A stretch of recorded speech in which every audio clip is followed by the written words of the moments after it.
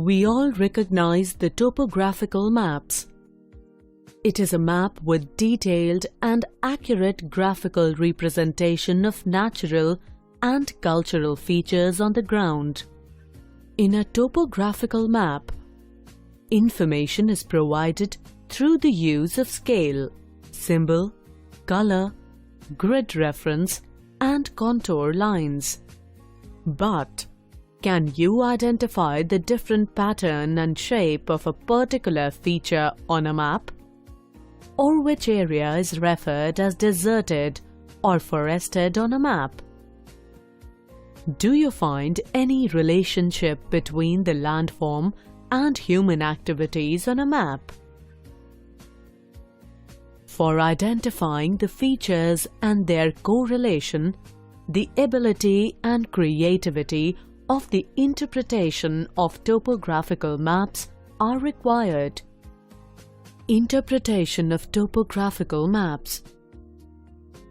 It is the prerequisite skill for the understanding of subsequent units in earth science. Knowledge of map language, scale, and sense of direction are essential in reading and interpreting topo sheets. All topo sheets contain a table showing conventional signs and symbols used in the map. A thorough knowledge of these conventional signs and use of colors depicting various features is required. Conventional signs and symbols are internationally accepted. Requirements for map interpretation. A topographic sheet is usually interpreted under the following heads: marginal information, relief, drainage, land use, means of transport and communication, human settlement. Marginal information. Marginal information gives the idea of reference through which the map can be examined. It includes the topographical sheet number, its location, grid references, its extent in degrees and minutes, scale, contour interval, the districts covered, etc. Relief of the area.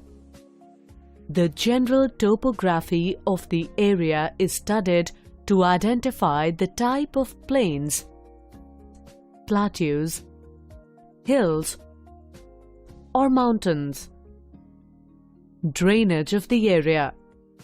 It includes the study of the important rivers and their tributaries, and the type and extent of valleys formed by them, like V-shaped valley, U-shaped valley, etc. Most common drainage patterns include dendritic, radial, trellis, etc. Land use. It includes the use of land under different categories like natural vegetation and forest, agricultural, orchard, wasteland, industrial, etc. Facilities and services such as schools, hospitals, parks, airports, electric substations, etc. Transport and communication. The means of transportation are greatly influenced by the relief of the land. National or state highways, cart tracks, camel tracks, footpaths, waterways, post offices, etc. can be looked for in the map. The communication patterns include radial pattern, diffuse pattern, dense or compact pattern, and rectangular or grid pattern. Settlement. Settlement is a group of human dwellings in urban and rural areas. It reflects the land use pattern and economic activities of the people. Settlement pattern can be of two types: rural settlement and urban settlement. Rural settlements and urban settlements may have different types and patterns like linear, nucleated, circular, rectangular, etc. These patterns can be represented on topographical maps in the following way: nuclear, dispersed, linear. Occupation. The general occupation of the people of the area may be identified with the help of land use and the type of settlement. The major occupation of any place may differ according to the physical and climatic condition of that region. On the basis of occupation, the settlements may be of following types: productive settlement, agriculture;